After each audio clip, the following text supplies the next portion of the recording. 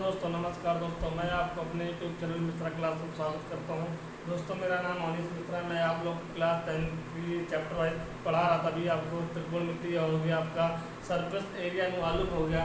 तो दोस्तों, हमने फिर एक बार सोचा कि अभी पेपर आपके आने वाले हैं, तो मैं क्या करूं, मैं आपको शॉर्ट पेपर से मॉडल पेपर कराऊं। मैं जो आपके पेपर में पूछे जाते हैं मैथ के लिए, तो मैथ के लिए मॉडल पेपर 1 लेकर आया हूँ।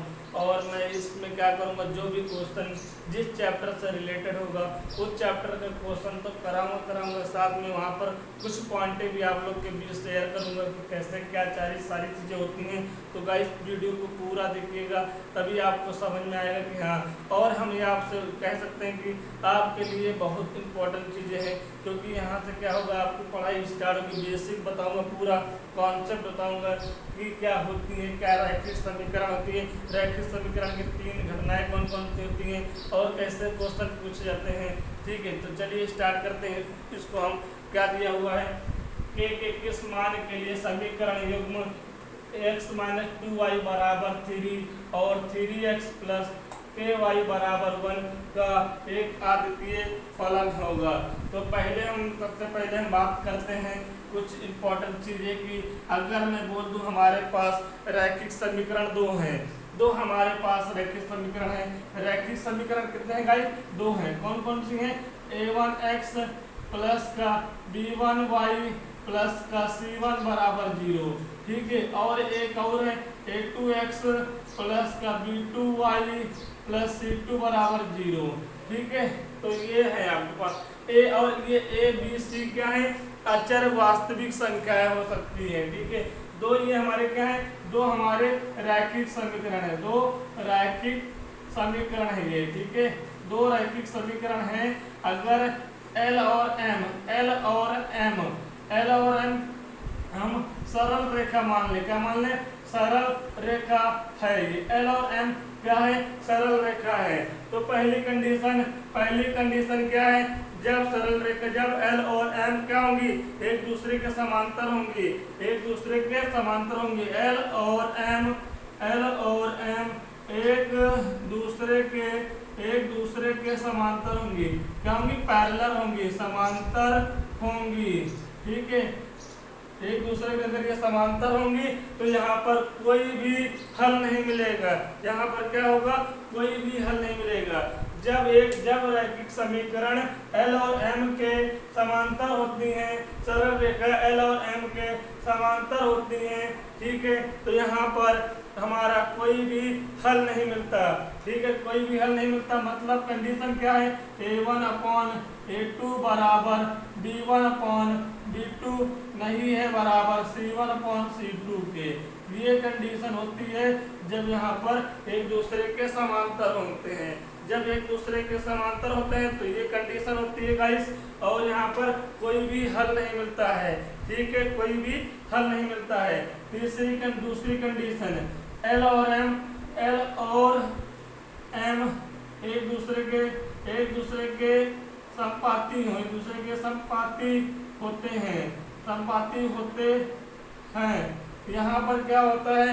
अगर ये एक दूसरे के संपाती होते हैं तो यहाँ पर अनंत हल मिलते हैं। क्या मिलता है? अनंत हल मिलते हैं। क्या मिलते हैं? अनंत हल मिलते हैं गाइस। ठीक है, जब दो रैखिक समीकरण सरल रेखा L और M के संपाती होते हैं तो वहां पर अनंत हल मिलते हैं। क्या मिलते हैं? अनंत हल मिलते हैं। यहाँ पर कोई भी हल नहीं मिलता। यहाँ पर स्टार्टिंग में कोई भी हल नहीं मिलता, यहाँ पे अनंत हल मिलेंगे। तो यहाँ पर इक्वेशन क्या बनेगा? a1/a2 बराबर a2। ठीक है, यहाँ पर b1/b2 बराबर हो जाएंगे c1/c2। ये होता है। ठीक है, ये आपका दूसरी कंडीशन है। ठीक है, जब यहाँ पर अनंत हल मिलेंगे, यहाँ पर कोई एक हल मिले, यहाँ पर अनंत हल मिलेंगे, यहाँ पर क्या होगा? कोई हल नहीं मिलेगा। ठीक है, इस चीज की याद रखिएगा। ठीक है, तीसरी कंडीशन क्या है? जब L और M एक दूसरे को प्रतिच्छेद करते हैं तो केवल एक हल मिलता है। यहाँ पे लिख दूं L और M एक दूसरे को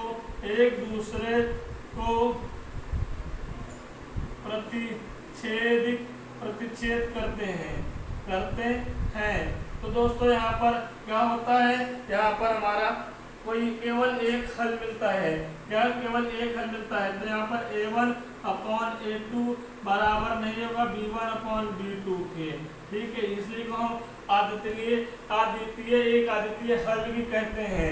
इसी को क्या कहते हैं, एक आदित्य हल भी कहते हैं, ठीक है। इस निकाय को आदित्य हल भी कहा जाता है, ठीक है। यहाँ तक बात समझ आ गई। हमने कहा था कि क्वेश्चन के साथ साथ हम वहाँ पर कुछ चीजें करेंगे, तो फिर से समझ लो। क्वेश्चन तो जो दिया है हम दो रैखिक समीकरण माने, दो रैखिक समीकरण को L और M के एक दूसरे के साथ मतलब सरल रेखा के साथ बने माना। L और M एक दूसरे के समांतर होंगी। जब L और M एक दूसरे के समांतर होंगे तो ये कंडीशन आएगी a1 अपॉन a2 का रेशियो b1 अपॉन b2 के बराबर होगा, लेकिन c1 अपॉन c2 के बराबर नहीं होगा। अगर L यहाँ पर क्या होगा, यहाँ पर आपका होगा कोई भी हल नहीं मिलेगा, ठीक है। कोई भी हल यहाँ पर नहीं मिलेगा, यहाँ पर अनंत हल मिलेंगे और यहाँ पर क्या होगा, एक हल मिलेगा, ठीक है। यहाँ तक आप क्लियर हो गया। तो क्वेश्चन चलते हैं, क्वेश्चन पे चलते हैं। हमने आपने नोट कर लिया वो ये सारी चीजें। चलिए क्वेश्चन क्या है, अब देखते हैं भाई। क्या है हमारे पास x माइनस का 2y बराबर 3, ठीक है। तो हम एक काम करेंगे, x माइनस 2y माइनस 3 बराबर 0, ठीक है। ये हो गया कि तुलना, यहाँ पे लिखोगे कि तुलना a1x plus b1y plus c1 बराबर 0 से करने पर, ठीक है गाइस। कर दो यहाँ पर। तो x के बगल में कौन है, यहाँ पे a1 है, a1 बराबर क्या हो जाएगा, 1 हो जाएगा। साइन सही लिखना पूरा, 1 क्या है प्लस है। b1 की वैल्यू क्या हो जाएगी, माइनस का 2 हो जाएगा। c1 की वैल्यू क्या हो जाएगी, माइनस का 3 हो जाएगा। यहाँ तक दूसरी इक्वेशन क्या है, दूसरी क्या है 3x प्लस का ky बराबर 1 है। तो एक काम करोगे 3x प्लस का ky माइनस का 1 बराबर 0। अगर आप लिखो की तुलना a2x plus b2y plus c2 बराबर 0 से करने पर, ठीक है गाइस। तो यहाँ पे कर दीजिएगा। तो x के बगल में क्या a2 है, तो a2 की वैल्यू क्या आ जाएगी 3 और b2 की वैल्यू क्या आ जाएगी, यहाँ पर प्लस का k है तो प्लस का k लिखेंगे। c2 की वैल्यू क्या आ जाएगी, c2 की वैल्यू क्या आ जाएगी, -1, ठीक है। प्लस लिखो या ना लिखो कोई फर्क नहीं पड़ता है, ठीक है। इतनी वैल्यू आपको आ गई। अब हम यहाँ पे बता दें एक आदित्य हल होगा इस दोनों इक्वेशन का। एक आदित्य हल होगा कब होगा, जब केवल एक हल मिले। क्या मिले, हल एक मिले। हल एक मिले तो इस कंडीशन में लिखा भी एक आदित्य हल होता है, एक हल होता है। तो इस कंडीशन में L और M दो यहाँ जो रेखाएं होती थी, सरल रेखा L और M एक दूसरे को प्रतिच्छेद करती हैं। तो प्रतिच्छेद करती है, कंडीशन क्या होता है, a1 अपॉन a2 बराबर नहीं होता है b1 अपॉन b2 के। ये कंडीशन होता है। तीनों कंडीशन मैंने आपको बताई है। तो a1 की वैल्यू क्या है, 1 है और a2 की वैल्यू क्या है, 3 है, बराबर नहीं होगा। b1 की वैल्यू क्या है, माइनस का 2 है, अपॉन b2 की वैल्यू क्या है, k है, ठीक है। तो यहाँ से देखिएगा क्रॉस मल्टीपल करोगे तो के नॉट बराबर है -6 के। ये आंसर आ जाएगा, इसको उतार लीजिए। चलिए दोस्तों दूसरा सवाल आपके बोर्ड में फिर आ गया है। पहला सवाल आपने किया होगा, वहाँ पर सारी चीजें आपको बताई गई। दूसरा सवाल लिखा हुआ है, यदि p और q दो धनात्मक पूर्णांक इस प्रकार हैं कि p बराबर ab² और q बराबर a³b, जबकि ठीक है a और b क्या है, अभाज्य संख्याएं हैं। तो LCM ज्ञात कीजिए। तो चलिए पहले हम सारी चीजें जान लेते हैं यहाँ पर, ठीक है। पहली चीज हम बनाते हैं, आप लोग साथ में नोट करते भी चलिएगा। ये लाइन है, ठीक है, इसको मैंने 0 मान लिया है। अब 0 के इधर जाने पर हमें प्लस वैल्यू मिलती है, 0 के इधर आने पर मुझे माइनस वैल्यू मिलती है। इसको हम LHS मान लेंगे, इसको हम RHS मान लेंगे, ठीक है। अच्छा इसको हम LHS मान लें, ठीक है, इसको हम RHS मान लें। अरे मेरा दाहिना हाथ में है तो राइट हैंड और ये लेफ्ट हैंड, ठीक है। तो यहाँ पर 1 होता है, यहाँ पर 2 मान ले, यहाँ पे 3 मान ले, यहाँ पे 4 मान ले, यहाँ पे 5 मान ले, राइट।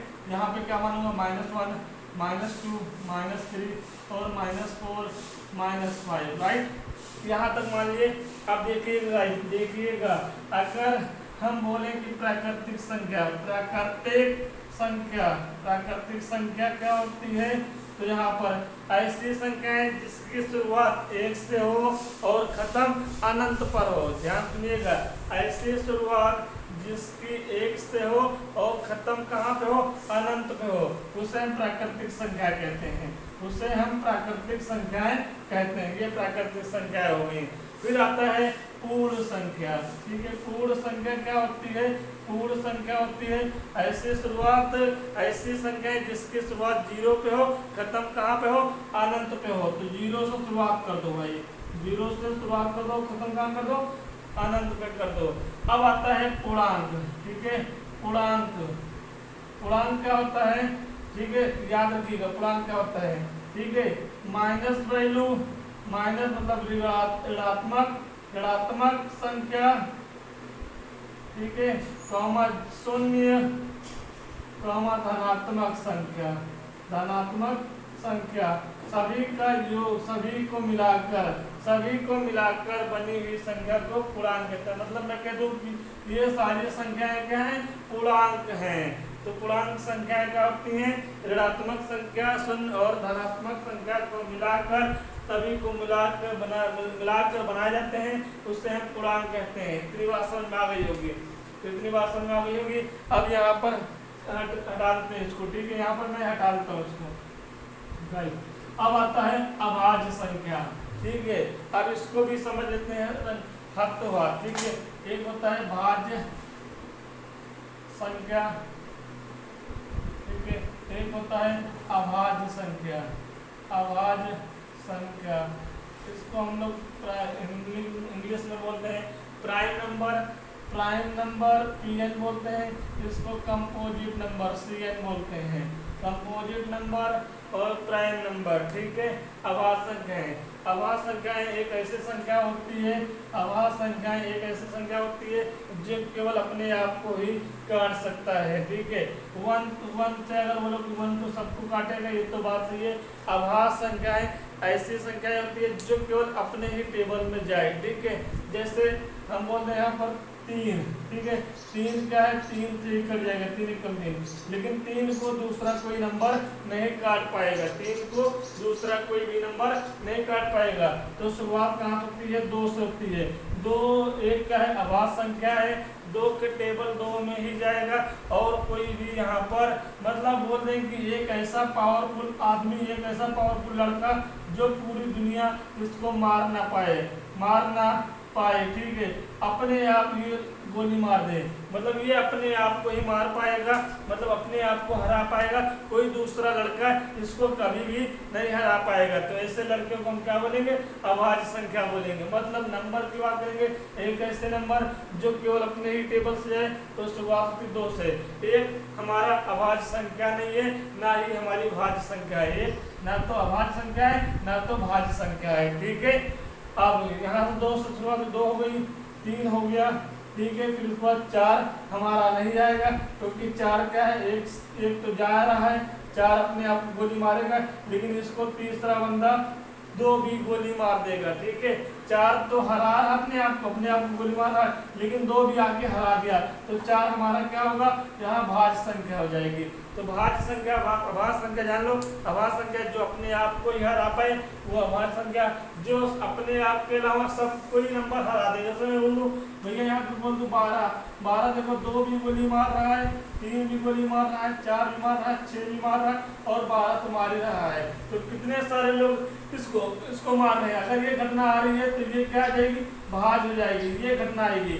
ठीक है, अपने नंबर 1 नंबर को छोड़ दो, अगर बीच में कोई और दूसरा बंदा, कोई और तीसरा बंदा आके इसको हरा दे रहा है, मतलब काट दे रहा है, तो वो कभी भी अभाज्य संख्या नहीं होगी, वो क्या होगी? भाज्य संख्या हो जाएगी। तो यहाँ से परिभाषा बनेगा कि एक ऐसी संख्या जो अपने पहाड़े से कट जाए उसे अभाज्य संख्या कहते हैं। एक ऐसी संख्या जो अपने पहाड़े से कटने के साथ साथ किसी अन्य पहाड़े से भी कट जाए उसे भाज्य संख्या बोलते हैं। तो अभाज्य संख्या हो गई शुरुआती 2 से। तो हम ये चीजें नोट नोट करके लिख लीजिएगा कि अभाज्य संख्या सबसे छोटी अभाज्य संख्या, सबसे छोटी अभाज्य संख्या जो सम संख्या होती है तो 2 आएगा।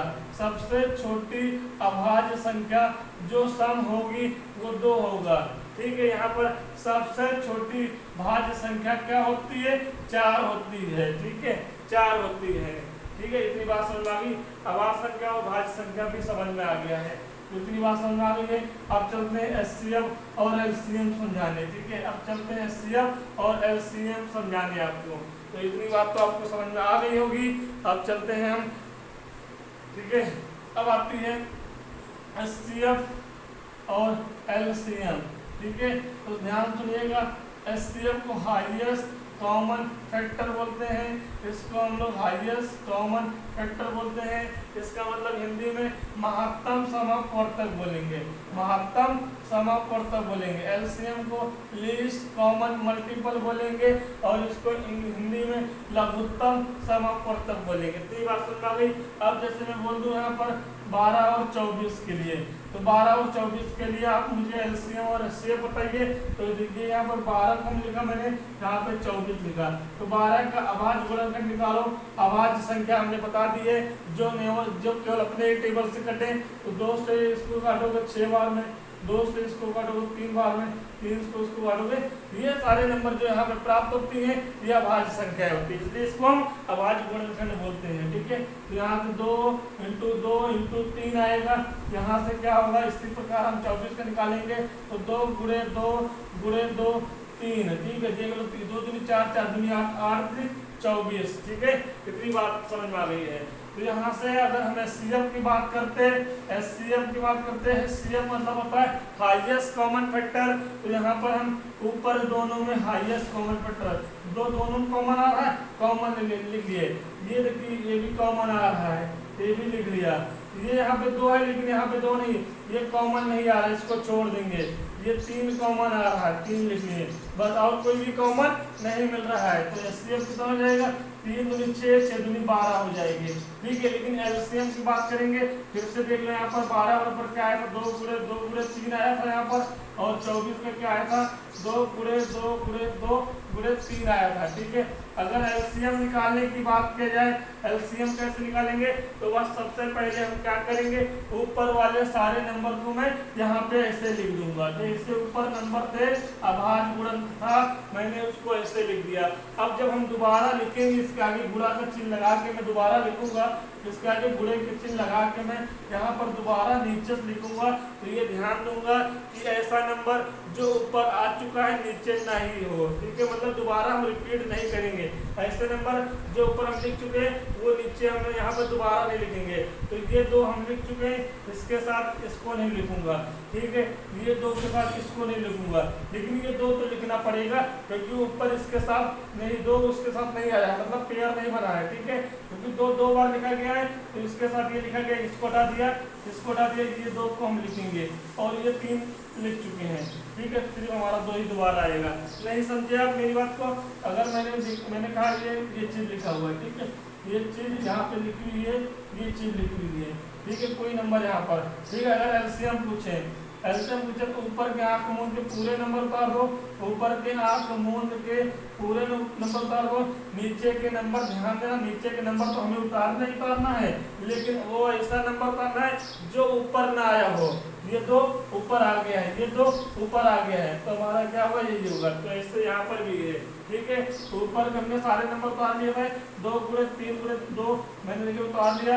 अब नीचे जब हम गए तो ये 2 हम नहीं उतारेंगे, क्यों, क्योंकि ये 2 हम उतार चुके हैं। ये 2 हम नहीं उतारेंगे, क्यों, क्योंकि ये 2 हम उतार चुके हैं। ये 2 हम उतारेंगे, क्यों, क्योंकि हम ये 2 उतारे नहीं है, क्योंकि नीचे 3 है ऊपर 2 है, 2 के साथ हम उतार लिए, लेकिन ये 2 बच्चा को उतारेंगे। ये 3 हम नहीं उतारेंगे क्योंकि 3 हम ऊपर उतार चुके हैं। तो इतनी बात समझ में आ गई। 2 दूनी 4, 4 दूनी 4, 3 12, 12 दूनी 24, 24 आएगा एलसीएम। ठीक है, तो ये नंबर की कहानी हो गई, ये नंबर की कहानी हो गई। हमने एचसीएफ और एलसीएम देखा। एक फार्मूला में आपको लिख देता हूँ यहाँ पर, वो फार्मूले बहुत पूछे जाते हैं पेपर में। ठीक है, नोट कर लीजिएगा, एलसीएम गुणे एचसीएफ बराबर होता है फर्स्ट नंबर गुणे सेकेंड नंबर, ठीक है। ये फार्मूला बता लीजिएगा इस फार्मूले को। अब क्वेश्चन करते हैं। क्वेश्चन बहुत सारी जानकारी मैंने दिया यहाँ पर, पेपर में पूछे जाते हैं इससे क्वेश्चन, ठीक है। तो आगे देखते हैं हम लोग। आगे दिया हुआ है पी और क्यू दो अभाज्य पूर्णांक संख्याएं हैं। पी दिया हुआ है, पी हमारे पास दिया हुआ है, पी दिया ए बी स्क्वायर, तो मैं इसको ए गुणे बी लिख सकता हूँ, हाँ या ना। इसी प्रकार क्यू दिया हुआ है ए क्यूब बी, तो हम इसको ए गुणे बी लिख सकते हैं, ठीक है, राइट। यहाँ तक लिख दिए। फिर हम क्या करेंगे, यहाँ पर P को लिख दें ए गुणे बी लिखें, और इसके नीचे Q लिख दें ए गुणे बी लिख दूं मैं, और मैं यहाँ पर एलसीएम उतारूँ, एलसीएम, ठीक है। एलसीएम उतारूंगा तो एलसीएम के लिए कहानी बताया है कि ऊपर के सारे नंबर एडिटिस लिख दो, कोई भी नंबर नहीं छोड़ना है, किसी भी बंदे को मुझे ड्रॉप नहीं करना है, सारे नंबर लिख दो। अब उसके बाद जब सेकंड नंबर पे आएंगे तो देखेंगे कोई नंबर लिखा गया, हाँ ये ए लिखा गया है, इसको हटा दो। ये ए नहीं लिखा गया, इसको लिख दो। ये ए ऊपर नहीं लिखा गया, इसको लिख दो।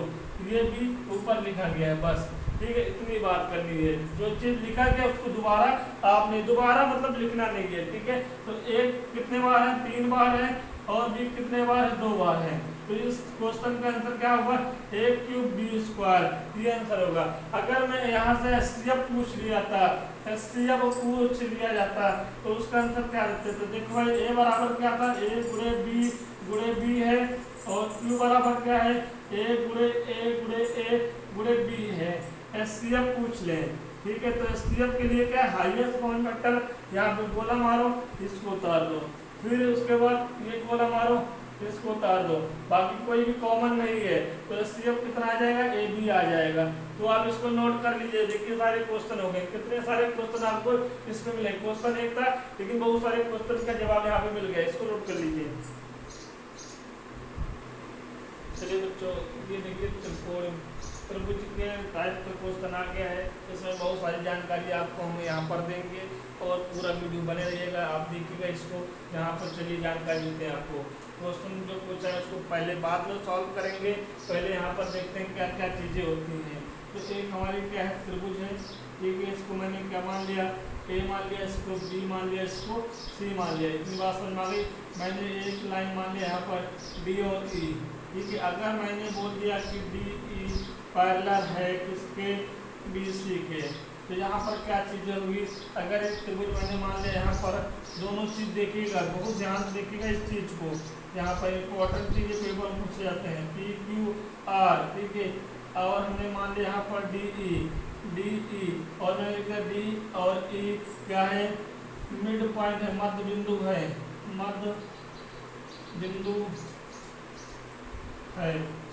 ठीक है। डी किसका मध्य बिंदु है, डी किसका है, पी और क्यू का मध्य बिंदु है, और ई किसका है, पी आर का मध्य बिंदु है। यहाँ पर बोल रहे हैं पैरेलल है दोस्तों, यहाँ पर बोल रहे हैं डी पी क्यू का मध्य बिंदु है, और ई जो है पी आर का मध्य बिंदु है। यहाँ पर है दोनों एक ही चीज, लेकिन जब ये चीज बोल दिया जाए तो यहाँ पर अलग फार्मूला लगेगा, यहाँ पर अलग लगेगा। यहाँ पर क्या काम करता है, अगर किसी त्रिभुज में किसी भी त्रिभुज में अगर पैरेलल लाइन बोल दिया जाए कि ये लाइन पैरेलल है, तो यहाँ पर ये काम करता है थेंस प्रमेय काम करता है। यहाँ का फॉर्मूला निकल जाएगा ए से D AD upon D B, AD मतलब ये वाली साइड रेशियो इस वाले साइड के बराबर ए अपॉन ई सी, ये एक फार्मूला निकल जाता है। दूसरा क्या होता है गाइस, दूसरा फार्मूला होता है A D upon A B बराबर ए ई अपॉन ए सी। दूसरा फार्मूला निकल जाता है, दूसरा फार्मूला ये निकल जाता है, ठीक है गाइस। तो उसके बाद हम ये भी कह सकते हैं कि यहाँ पर कि ये वाला रेशियो बराबर होगा, मतलब कि D E upon B C, इसको भी बोल सकते हैं, ठीक है। इसको भी हम बोल सकते हैं यहाँ पर, ठीक है। इसको नोट कर लीजिए, इतनी चीजें गाइस। जब कोई त्रिभुज में एक लाइन दूसरी लाइन के पैरेलल होगा, पैरेलल बोलेंगे थेंस प्रमेय काम करेगा। थेंस प्रमेय क्या होता है, इसका रेशियो इसके साथ इसका रेशियो इसके साथ, ठीक है। उसके बाद इसका रेशियो पूरे के साथ, इसका रेशियो इसके साथ, ठीक है, और इसका रेशियो भी होता है, ठीक है। तो ये थी थेरम प्रमेय। तो इसको आपने समझ लिया होगा, इसको मैं हटा दूं यहाँ से, इसको मैं हटा देता हूँ, ठीक है। अब देखिएगा यहाँ से, ठीक है, अब यहाँ से आप देखिएगा, ठीक है। अगर कोई ट्रायंगल, कोई त्रिभुज, ठीक है, जो आपका P दिया हुआ है, Q दिया हुआ है, R दिया हुआ है, अगर ये DE क्या है, मध्य बिंदु है, ठीक है, बीच का पॉइंट है, PQ का पॉइंट मध्य बिंदु क्या है, D है, और PR का मध्य बिंदु E है। अगर ये चीज बोल दे, तो दोस्तों थेरम प्रमेय यहाँ पर काम नहीं करेगा, यहाँ पर काम बिल्कुल नहीं करेगा। थेरम प्रमेय पैरेलल के लिए होता है, ठीक है। ये मध्य बिंदु प्रमेय कहलाएगा।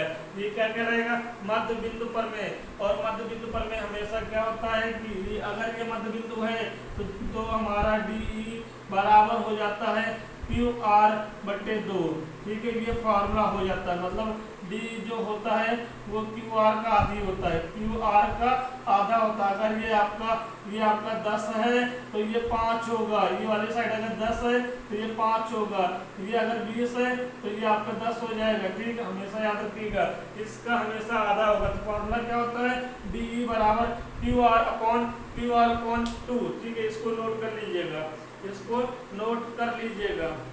ठीक है। इसको आप नोट कर लीजिए।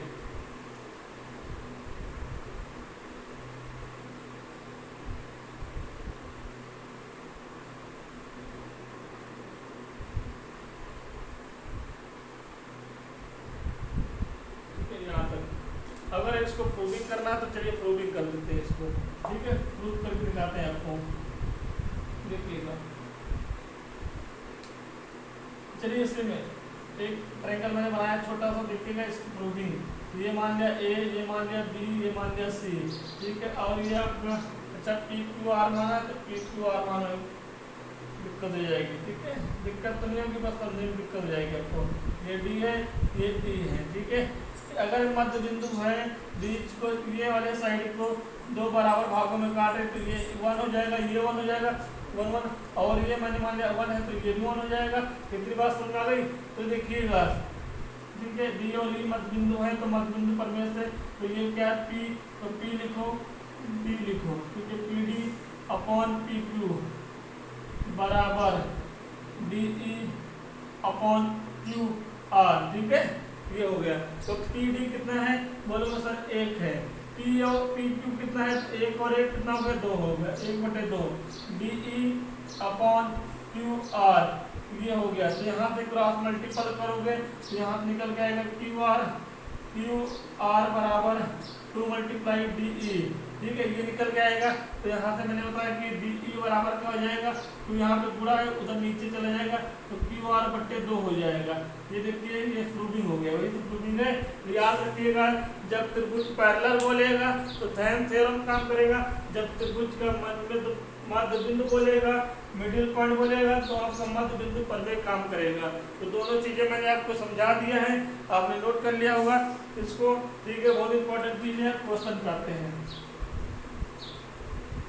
ठीक है। क्वेश्चन पे चलते हैं भाई, ठीक है। चलिए, ये क्वेश्चन था।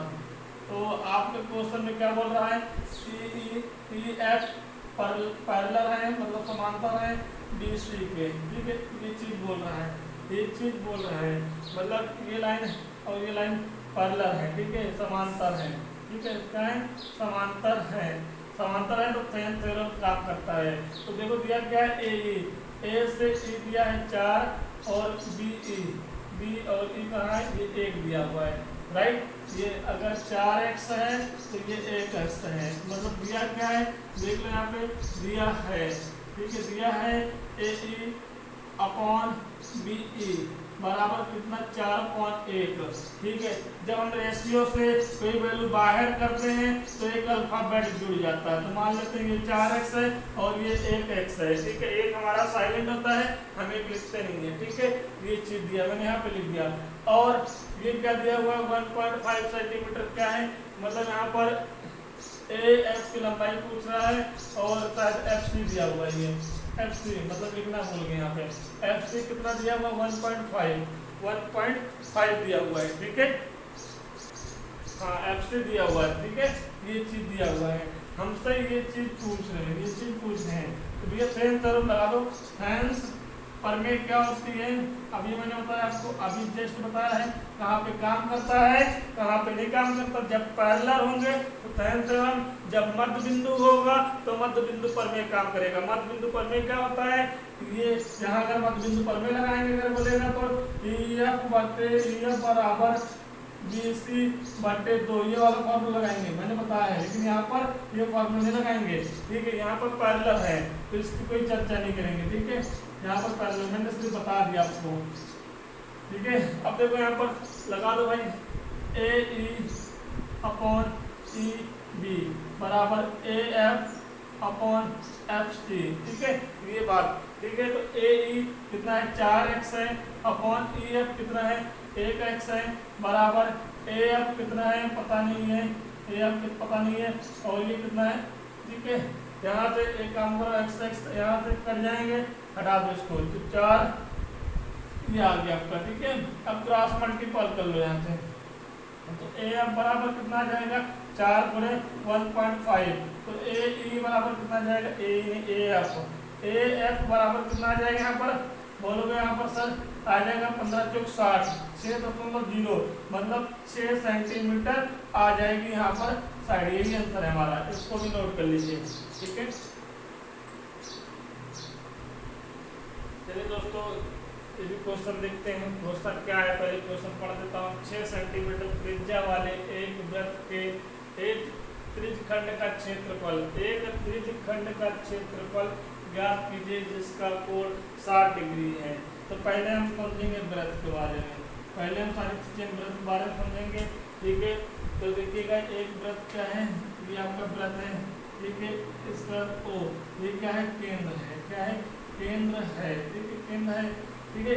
इस केंद्र से ये लाइन खींचा हमने, ये A मान लिया, तो ये अगर केंद्र से कहीं पर भी लाइन खींचो, केंद्र से कहीं पर भी लाइन खींचो जो वृत्त के टच करे, जो वृत्त को टच करे, केंद्र से कहीं भी लाइन खींचो जो वृत्त से टच करे, उसको हम क्या बोलते हैं, त्रिज्या बोलते हैं। समझ में आ गया, उसको हम क्या बोलते हैं, त्रिज्या बोलते हैं। केंद्र से वृत्त के कहीं पर भी एक लाइन खींचो जो वृत्त को टच करे, केंद्र से वृत्त के किसी भी पॉइंट पर आप लाइन खींचो, और कंडीशन क्या है, वृत्त को टच करे। अब बोलो सर हम यहाँ पे ये लाइन खींची त्रिज्या जाएगी, नहीं, ये पूरी लाइन करो यहाँ पर और वृत्त को टच करे, ठीक है, वृत्त को टच करे तो वो त्रिज्या हो जाएगी। बात समझ आ गई, वो क्या हो जाएगी, त्रिज्या हो जाएगी। त्रिज्या समझ में आ गई है, त्रिज्या होती क्या है। अब यहाँ पर देखो मैंने त्रिज्या बना लिया, ये त्रिज्या है, ये O है, केंद्र है, ये आपकी क्या हो गई, A हो गई। तो OA क्या है, वृत्त की त्रिज्या है। मैंने क्या किया, एक लाइन यहाँ से बना दिया, ठीक है। B AB क्या है बोलोगे, OB क्या है, त्रिज्या है, ठीक है, त्रिज्या है। तो दोस्तों हम क्या कर रहे हैं, माना OA बराबर R, तो ये R सेंटीमीटर हो जाएगी। और हम यहाँ देखेंगे O से ये लाइन डिस्टेंस त्रिज्या है, O से ये दूरी त्रिज्या है, तो त्रिज्या आपस में बराबर होती है। इसके अनुसार OA बराबर OB और है कितना R, ये R सेंटीमीटर, तो AB R सेंटीमीटर हो जाएगा। तो AB बराबर हम क्या निकालेंगे, AB बराबर OA प्लस का OB, ठीक है। तो AB है क्या, वृत्त का व्यास है, वृत्त का व्यास R प्लस R, तो व्यास हम लोग D बोलते, डायमीटर 2R, तो D बराबर क्या आ जाएगा, D बराबर क्या आ जाएगा 2R आ जाएगा, ठीक है गाइस, 2R आ जाएगा। तो डायमीटर क्या होता है, एक ऐसी लाइन जो वृत्त के केंद्र से होकर जाए और वृत्त के दोनों सिरों को टच करे, वृत्त के दोनों सिरों को टच करे, ठीक है, उसको हम लोग क्या बोलेंगे, व्यास बोलेंगे। वृत्त का व्यास क्या होता है, कंडीशन पहली है कि वो वृत्त के केंद्र से होकर जाए, वृत्त के केंद्र से होकर जाए, और वृत्त के केंद्र से होकर जाने के बाद वो वृत्त के ऊपर नीचे वाले पॉइंट को टच करे। जैसे मैं बोल दूं ये देखो, ये भी क्या हो जाएगी, ये भी क्या हो जाएगा, व्यास हो जाएगा। जैसे मैं बोल दूं ये भी क्या हो जाएगी, व्यास हो जाएगी, क्योंकि केंद्र से होकर जा रहा है, ठीक है। अगर मैं बोल दूं सर ये क्या है, ये केंद्र से होकर नहीं जा रहा, लेकिन वृत्त के दोनों पॉइंट को टच कर रहा है। वृत्त के केंद्र से होकर नहीं जा रहा, दोनों पॉइंट को टच कर रहा है। ये क्या है तो हम बताते हैं। त्रिज्या समझ में आ गई, व्यास समझ में आ गया। अब यहाँ पे देखिएगा, ये देखिए यहाँ पर देखिएगा, ठीक है। ये आपका है वृत्त, ये सेंटर O मान लिया, ठीक है, ये O है। एक लाइन मैंने खींच दिया यहाँ पर COD, एक लाइन मैंने यहाँ पे खींच दिया COD। तो ये COD क्या है आपका, COD क्या है यहाँ पे जीवा है। क्या है जीवा, इसको कॉर्ड बोलते हैं, कॉर्ड। तो समझ में आ गया कॉर्ड क्या होता है। एक ऐसी लाइन जो वृत्त के अंदर हो और वृत्त के दोनों सिरों को टच करे, लेकिन केंद्र से होकर ना जाए। केंद्र से होकर जाएगी तो व्यास बन जाएगा, केंद्र से नहीं होकर जाएगी तो कॉर्ड बन जाएगा, जीवा बन जाएगा। तो याद रखिएगा, सबसे अधिकतम जीवा हमारी क्या होती है, सबसे बड़ी वृत्त की सबसे अधिकतम जीवा क्या होती है, याद लीजिए। सबसे अधिकतम जीवा क्या होती है, अभी बता रहा हूँ। सबसे अधिकतम बड़ी जीवा, अधिकतम मतलब बड़ी, हाँ बड़ी से बड़ी जीवा, जीवा क्या होती है तो बोलोगे वृत्त का व्यास होता है, ठीक है। आप बोलोगे सर जी वृत्त का व्यास तो जो से केंद्र से होकर जाता है तो जीवा कैसे अधिकतम हो गई, तो हम समझाते हैं आपको। यहाँ पर मैंने केंद्र मान लिया, ये देखिए केंद्र माना, ये केंद्र से होकर जा रही है लाइन, ये क्या है AB है, AB है। मैंने क्या किया, एक लाइन उसके सेंटर के जस्ट ऊपर से मैंने भेज दिया, सेंटर से जस्ट ऊपर भेज दिया, ये क्या हो जाएगी, ये CD हो जाएगी, ठीक है। तो AB बराबर CD लगभग, ठीक है, मतलब अप्रॉक्स, मतलब कुछ अंतर आ रहा होगा ऊपर नीचे, मतलब इतना अंतर, कुछ ना कुछ अंतर आ रहा होगा, हाँ, लेकिन हम ये मानेंगे ये बराबर है।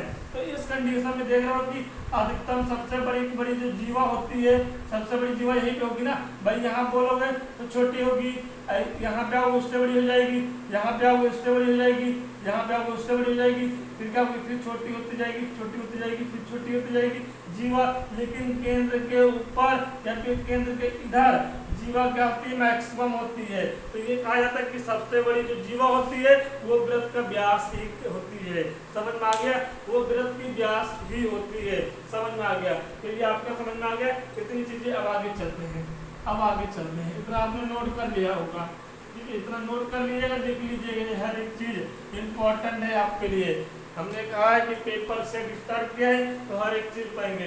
अब इस चैप्टर में आते हैं, ठीक है, देखिएगा यहाँ पे, ठीक है। ये देखिए मैंने एक केंद्र मान लिया O, ठीक है, केंद्र से एक लाइन मैंने खींच दिया ये, ठीक है, इसको मैंने A माना है, एक रेखा ये खींच दिया, B मान लिया, तो OA ये मान लिया C, ठीक है। तो OACB ये है क्या, ये बोलोगे लघु। लघु मतलब क्या होता है, छोटा, ठीक है, लघु मतलब छोटा, लघु त्रिज खंड है। क्या है, लघु त्रिज खंड है। आपसे ये बोल रहा हूँ, इतना अच्छे पढ़ा दोगे दोबारा पढ़ने की जरूरत नहीं है, आपको फॉर्मूले भी यहाँ से याद हो जाएंगे, आप बने रहिएगा, ठीक है। तो मैंने क्या किया, और जो आपका ये वाला हिस्सा है मैं डार्क कर देता हूँ रेड से आपको डार्क कर देता हूँ, रेड से ये देखिए डार्क किया हमने।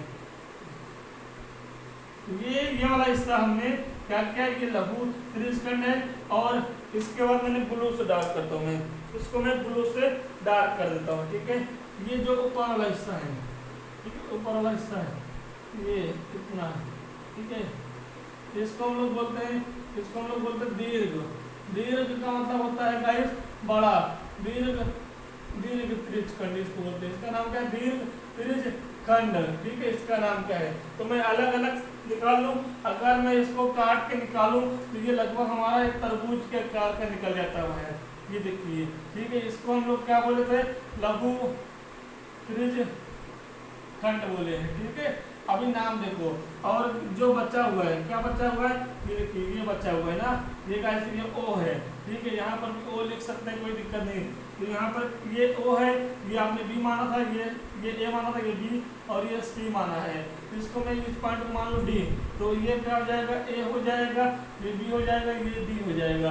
तो ये क्या है, लघु नहीं दीर्घ है, ठीक है, सॉरी दीर्घ त्रिज्यखंड है ये, ठीक है। इसको नोट कर लीजिएगा, दीर्घ त्रिज्यखंड है, ठीक है, इसको इतना नोट करिए। समझ में आ गया गाइस, इनकी भी खत्म हो रही है, समझ में आ गया। चलिए दूसरा निकालिए पहले। कितनी बात समझ में आ गई है? दीर्घ त्रिज्यखंड क्या होता है, लघु त्रिज्यखंड क्या होता है। पहले आप देख लो दीर्घ त्रिज्यखंड क्या होता है, लघु त्रिज्यखंड क्या होता है, फिर उसके बाद लघु वृत्तखंड क्या होता है। लघु त्रिज्यखंड आपका ये पूरा है, ठीक है, और दीर्घ त्रिज्यखंड आपका बड़ा वाला है। बड़ा का मतलब दीर्घ, लघु मतलब छोटा। अब बात आती है दो चीज और बात आती है, यहाँ ध्यान दीजिएगा, यहाँ पे ध्यान दीजिएगा, लघु वृत्तखंड। अब ये बात आती है, ये क्या है, और दीर्घ वृत्तखंड। पहले ये देख लीजिए ये क्या है, ठीक है, खंड। तो यहाँ पर त्रिज्यखंड है, यहाँ पर त्रिज्यखंड है, त्रिज्यखंड चल रहा था। तो इतना आपने नोट कर लिया होगा। इसको मैं हटा दूं, इसको हम हटा देते हैं, ठीक है, इसको मैंने हटा दिया, ठीक है, इसको मैंने हटा दिया, ठीक है। अभी हमने देखा है, अभी मैंने देखा था कि ये वाला देखा था, इसको हम लोग क्या बोले थे, इसको मैंने क्या बोला था, ओ, इसको ए बोला है, इसको बी बोला है, और ये नीचे सी है, ठीक है। और इसका नाम क्या था, बोलो सर, इसको लघु त्रिज्यखंड बोले थे। क्या बोले थे, लघु त्रिज्यखंड। अगर मैं ए और बी को एक लाइन मिला दूं, एक लाइन पे मिला दूं, तो ये लाइन मिल गई, ठीक है। तो इस वाले हिस्से को जो हम डार्क कर रहे हैं, ध्यान दीजिएगा, इस वाले हिस्से को, ये वाले हिस्से को, ठीक है, ठीक है। ये क्या है, ये बोलोगे सर लघु वृत्तखंड है, लघु वृत्तखंड है। अभी फार्मूला भी बताऊंगा, तो लघु वृत्तखंड है, ठीक है। मैंने क्या बोला था, मैंने ये हटा लिया, तो मेरे पास क्या बचा था, कुछ ऐसे बच गया था, ये वाला वृत्त का इतना भाग बोले, वृत्त कितने भाग को हम लोग क्या बोले थे, कितने भाग को हम लोग बोले थे, दीर्घ त्रिज्यखंड बोले थे, ठीक है, दीर्घ त्रिज्यखंड बोले थे। पहले समझ लो, उसके बाद समझ में आ जाएगा, ठीक है। अगर मैं इसको पूरा करूं, इसको लाके इसमें लगाऊं, फिट करूं, तो गाइस कुछ ऐसे ही आएगा, कुछ ऐसे आ जाएगा, ठीक है। ये देखिए पूरा कर दिया मैंने। ये क्या है, बोलो तो सर, पूरा करने में ये हमारा लघु वृत्तखंड है। और लघु वृत्तखंड का नाम क्या है, अगर मैं इसको ए दूं, इसको ओ, इसको बी, इसको सी और इसको डी, ठीक है। तो ये लघु वृत्तखंड क्या है, ए सी बी, ये लघु वृत्तखंड है, ठीक है। उसके बाद हम बात करें, देखिएगा, अगर मैं इतना हटा दूं, मतलब मैं बना देता हूँ यहाँ पर, देखिएगा, ध्यान से देखिएगा, ये देखिए, ठीक है, थोड़ा सा पिक्चर बन गया। ये देखिए, ये ए है, ये आपका ओ है, ये बी है और ये डी है। तो ए डी बी क्या हो जाएगी, ये हो जाएगी दीर्घ वृत्तखंड। क्या हो जाएगी, दीर्घ वृत्तखंड हो जाएगी। दीर्घ वृत्तखंड क्या है, फार्मूला बताऊंगा, पहले आप देख लो। ये वाला हिस्सा, ये पूरा हिस्सा क्या हो जाएगा, दीर्घ वृत्तखंड हो जाएगा, दीर्घ वृत्तखंड हो जाएगा। तो समझ में आ गया। अब यहाँ पर समझ में आ गया, चार चीज बताइए। पहले दीर्घ त्रिज्यखंड क्या होता है, हमने आपको बता दिया है, जितना होता है उतना ही होता है आपका। उसका त्रिज्य, इसका लघु त्रिज्यखंड बता दिया, लघु वृत्तखंड बता दिया, और दीर्घ वृत्तखंड बता दिया, ठीक है। सारी चीजें हो गई। अब स्टार्टिंग से फार्मूला करते हैं। अब आपको पता चल गया, फार्मूला याद करने में कोई दिक्कत ही नहीं होगा, ठीक है। अब देखिएगा, अब देखिएगा यहाँ पर, ठीक है। अभी देखो, एक हमने वृत्त मान लिए, ठीक है, ये क्या है, सेंटर है, ठीक है गाइस। देखिए ध्यान से, मैंने इसको ए माना, ठीक है, इसको मैंने बी मान लिया, ठीक है, और ये इसको मैंने थीटा मान लिया, ठीक है, थीटा, ठीक है, यहाँ तक। अब याद करिएगा, वृत्त का क्षेत्रफल होता है क्या, अगर नॉर्मल वृत्त का पूरे वृत्त, ये वृत्त है, इस वृत्त का क्षेत्रफल क्या होता है, पाई आर स्क्वायर होता है, ठीक है। नॉर्मल वृत्त का क्षेत्रफल क्या होता है, पाई आर स्क्वायर होता है, ठीक है। अब यहाँ पे देखिएगा, अगर मैं बोल दूँ थीटा डिग्री बना रहा है, ठीक है। तो ये इतने पार्ट को हमने बताया था, इस वाले पार्ट को हम लोग क्या बोले थे, अभी हमने सब कुछ बताया आपको। इसको हमने, ये वाले पार्ट को मैंने क्या बोला है, बोलोगे सर यहाँ पर ये लघु त्रिज्यखंड है, ठीक है। तो यहाँ से हम लिख दें, यहाँ पे लघु त्रिज्यखंड का क्षेत्रफल, ठीक है। अगर लघु त्रिज्य खंड का क्षेत्र पूछा जाए, लघु त्रिज्य खंड का क्षेत्रफल पूछा जाए तो थीटा है। नॉर्मल क्या होता है, पाई आर स्क्वायर होता है, लेकिन यहाँ पे थीटा डिग्री बन रहा है। और एक वृत्त का कंप्लीट पूर्ण पूर्ण पूर्ण एंगल, पूर्ण कोण कितना होता है, पूर्ण कोण कितना होता है, एक त्रिभुज का पूर्ण कोण कितना होता है, पूरा कोण बना हुआ है, ठीक है, 360 डिग्री होता है, 360 डिग्री होता है, ठीक है, याद रखिएगा। मतलब अगर हम बोले ये वृत्त है और ये केंद्र है, तो यहाँ से चले और पूरे लौट के आए उसी में, तो कितना डिग्री बना, 360 डिग्री बना, ठीक है। अब देखिएगा थीटा डिग्री, ठीक है, और कंप्लीट कितना बना है, 360 डिग्री बना है, थीटा डिग्री 360 डिग्री, तो theta degree upon 360 degree into pi r square, ये क्या है, त्रिज्य लघु त्रिज्य खंड का क्षेत्रफल है। तो यहाँ से आपका निकल के आ गया लघु त्रिज्य खंड का क्षेत्रफल निकल के आ गया गाइस, ठीक है। उसके बाद हम लोग चलेंगे आगे चलेंगे, इतना नोट कर लिया होगा। फिर ये जो हमारा, इसको मैं मार्क कर रहा हूँ, ये नीले पेन से जो मार्क किया मैंने, ये इसका, ठीक है, मैं इधर लिख देता हूँ, मैंने इधर लिख दिया, ठीक है, ये लिखिए बच्चा, ठीक है गाइस। इसको हम लोग बोलते हैं दीर्घ त्रिज्य खंड का क्षेत्रफल, त्रिज्य खंड का क्षेत्रफल गाइस। तो इस क्षेत्रफल के लिए फॉर्मूला यहाँ पे लिखूंगा, यहाँ पे, ठीक है, नोट कर लीजिएगा आराम से। अब देखिए ये डिग्री कितना था, थीटा था, याद रखिए, और पूरा में ये डिग्री, ठीक है, देखिएगा ये कितना 360 डिग्री है, ठीक है, और इतना डिग्री आपने थीटा बना लिया है, तो इतना डिग्री कितना बचा है, इतना कितना बचा है, तो बोलोगे सर 360 डिग्री माइनस का थीटा डिग्री, यही तो बचेगा भाई। पूरा 360 डिग्री है, अंदर वाला आपने थीटा बनाया सपोर्टेड। मान लिया कि मेरे पास क्या है, 10 रुपए है, मैंने क्या